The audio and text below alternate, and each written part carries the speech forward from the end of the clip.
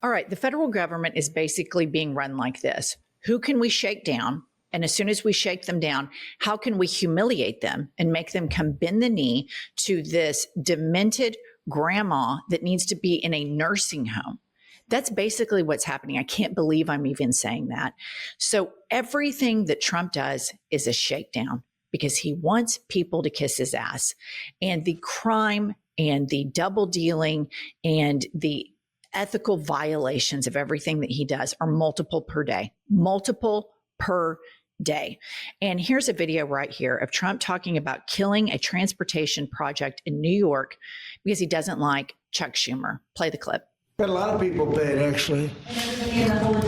We got the people that we want paid, okay? And we want the FBI paid, we want the military paid. We got the people that we want paid. And I'll tell you, the Democrats, they don't talk about this.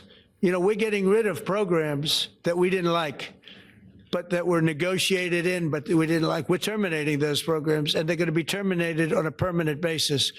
And it's thousands of people, and it's billions of dollars. We're getting rid of a lot of things that we never wanted because of the fact that they made this stupid move. And they don't want to talk about it. You know, they have their day coming up. I hear very few people are going to be there, by the way. But they have their day coming up, and they want to have their day in the sun. But they should really make a deal. So what we're doing, I mean, they call him Darth Vader, but he's actually a very nice person, Russell Vogt. But Russell Vogt is really terminating tremendous numbers of Democrat projects. There's not only jobs, I mean, the project in Manhattan, the project in New York, it's billions and billions of dollars that Schumer has worked 20 years to get. It's terminated. Tell him it's terminated, Jennifer. Was he talking to me? Asshole. Jennifer. I was like, what? So first and foremost, the reason that there's two reasons they don't want the federal government reopened. Number one, the Epstein files, because the fissures in the MAGA movement are big and deep. And when you get off of mainstream news, you see, when you get into these podcasts, that the bro podcasters are starting to see a post-Trump America. Furthermore, in order for a strong man to stay intact, he has to emit strength. Nothing about what he's doing is emitting strength. He looks like he is cornered. And so I'm going to start taking toys away from people. The problem with this is this is a very short-sighted play because the economic ruin from doing things like this will be cascading, it will be deep, and it will be completely damaging. Russell Vogt is what we were podcasting about before the election, during the election, that Project 2025 is going to come in and dismantle the federal government. Trump's taken the mask off and he's saying, yep, that's what we're doing. Russell Vogt, Project 2025. We're going to rip up the federal government because they don't ever want to leave. When biology catches up with Kanks, they want to pass it on to J.D. Vance or whoever else is around. That is their intention. I completely agree. And here's the thing. Trump has been told by court after court in all kinds of different government programming and spending bills, you have to send money to both blue and red states. And he just says it out loud. I'm not going to send money to blue cities and blue states because they didn't vote for me. He doesn't even try to hide it. He doesn't try to give a valid excuse. He is such a corrupt criminal, and he does not give a shit about the rule of law. It is absolutely stunning how much joy he takes in hurting Americans. Yeah, nobody shit talks the United States or Americans like Donald Trump does. I've never seen anything like this. And there's been some really gross Tea Party Republicans that have said some very disparaging things about Democrats, but this completely takes the cake. All right. Democrats, this is a message that you need to start pounding immediately. The Trump administration wants to bail out Argentina, which we've covered, to the tune of $20 billion should Milei win. Now he's doubled that to $40 million. So as your rural hospitals close, as your 401k starts crashing because there are no courts to go enforce your contract, just know that the shakedown that is happening right now, they're going to spend $40 billion. And it's not going to be the one percenters that paid this $40 billion. It's going to be working class Americans that paid this $40 billion to Argentina. And guess what Argentina has? Argentina has universal health care. So when you're facing tripled and quadruple premiums, and when you're facing the fact that you can't go to your rural hospital anymore and you have to drive to one of these quote unquote dangerous blue cities, which happen to be donor cities, which happen to be the economic hubs of the United States of America, just know that your money by this administration, by these tax breaks for the 1%, your money will be paying for Argentinians. Now, I want to say I support all people globally having health care, but America cannot be the people that foot the bill to this, especially to a dangerous Muskonomics nut who throws concerts in his spare time, Malay, in Argentina. This is not an America First policy. This is a realignment with Trump wanting to align with other corrupt leaders around the world, breaking up all of our allyships globally. Yeah, it's just unbelievable that he says out loud, if Milei doesn't win, I'm not sending the money, because he wants to back the billionaires that backed Milei. He doesn't give a shit about the Argentinian people any more than he gives a shit about the American people. But he wants his buddies, everybody with billions and billions of dollars, he wants to make them whole. All right. And then next up, it's the grifting from the Trump family. If you can think for just a brief moment how upset MAGA was that Hunter Biden was an artist and sold art. If you can imagine for a moment if Michelle Obama or Malia and Sasha Obama and Barack, if Barack Obama had sneakers and watches, you can imagine all of the racist tropes that would be spewed at them.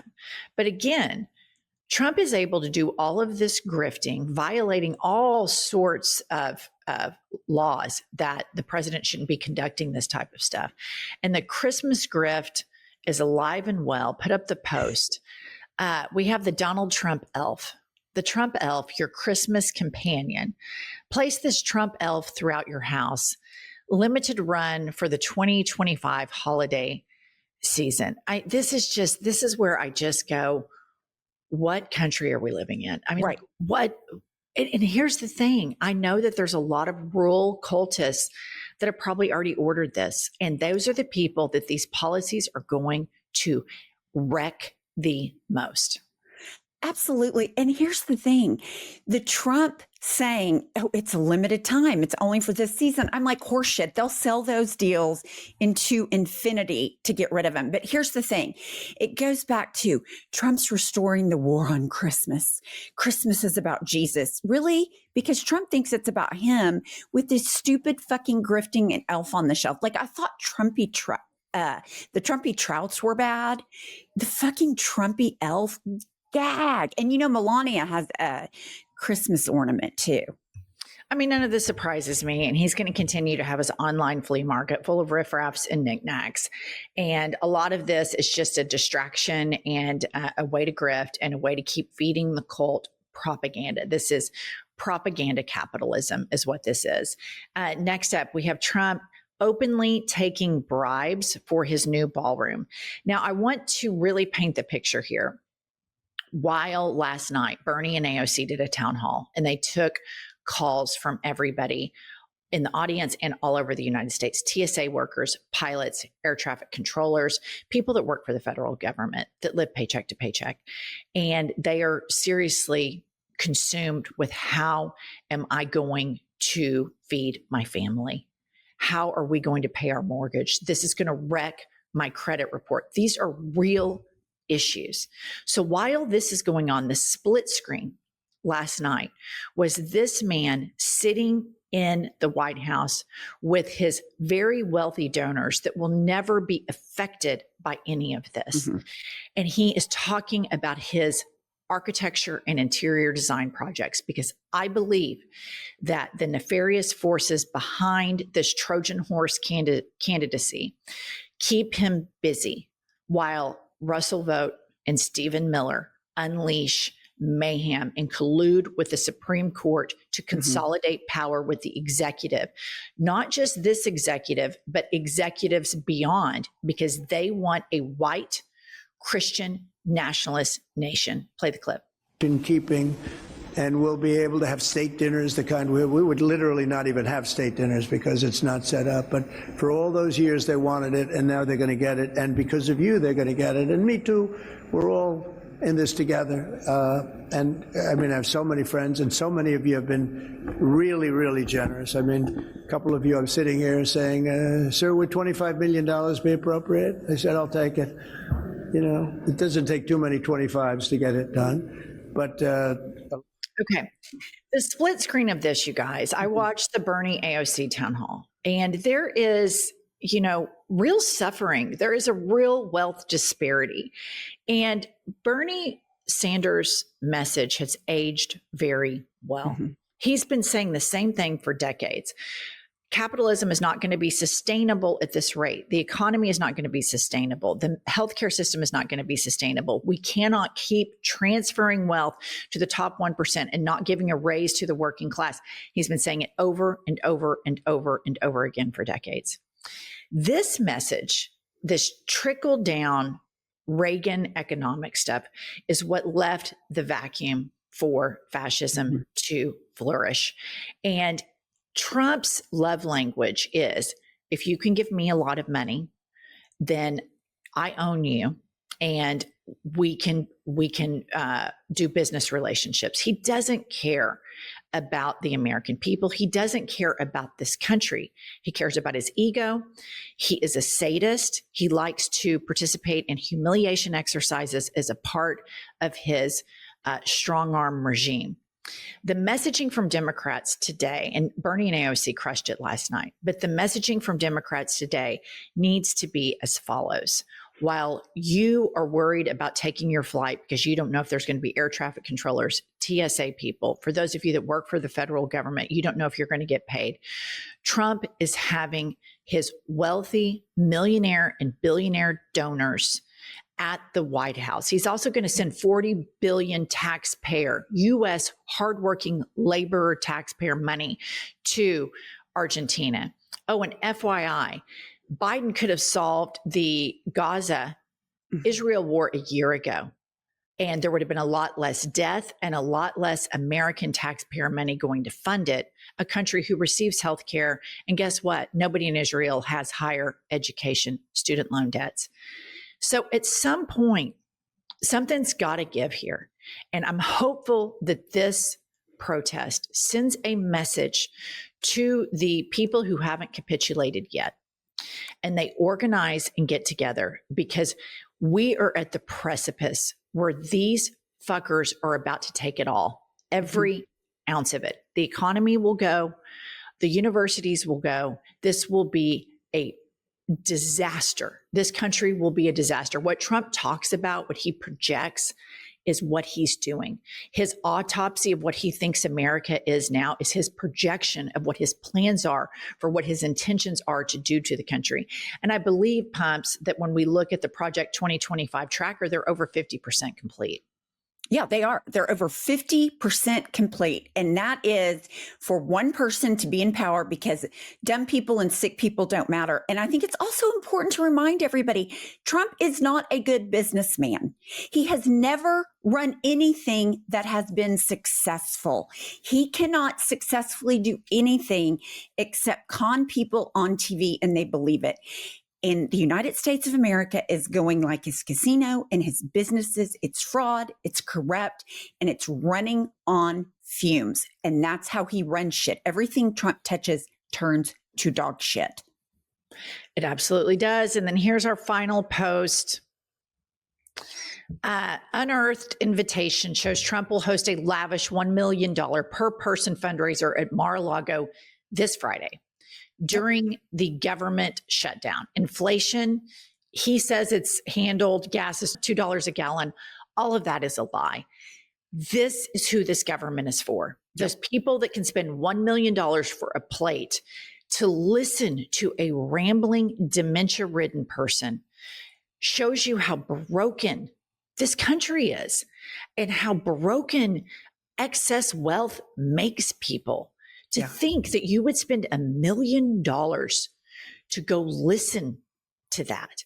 I would think these people needed to be paid that in order to listen to this torture experiment that is this horrific man that people think cares about them. And he doesn't. He doesn't care. He and his sons and his administration are robbing the piggy bank. They are hustling and shaking everyone down for this man's ego. And don't worry, because when biology happens to him, they are playing the long-term game here. So everybody go out and on this Saturday for the No Kings March. If you're unable to make it out, make sure you're online, interacting with all of these posts so that we can really show the world and all of these Americans that are Black and brown, that are immigrants, that are LGBTQ plus, that are poor, that they know people care about them, that they know people give a damn about them, because people are hurting right now, really hurting, and they wake up terrified as to what this government is going to do. Donald Trump and all the people in his cabinet have never been vulnerable a day in their lives. Moses Mike Johnson is supposed to fight for the vulnerable. Instead, he persecutes the vulnerable in the name of Jesus Christ. This is very dangerous, dangerous times. And I know that all of us wake up and vacillate from feeling overwhelmed and not wanting to read the news to, oh my God, what are they doing now? But we have to band together. And this is the fight of our lives right now. And our country's done this before in the 60s with the civil rights movement and desegregation. And we have to fight this. And we have to get industry titans on our page and send a signal. If you go down this way, we will boycott your companies. We will not do business with you, because at the end of the day, there are 300 million of us, 340 million of us. That 1% is not that many. All right, make sure you like and subscribe, and we'll see you all later.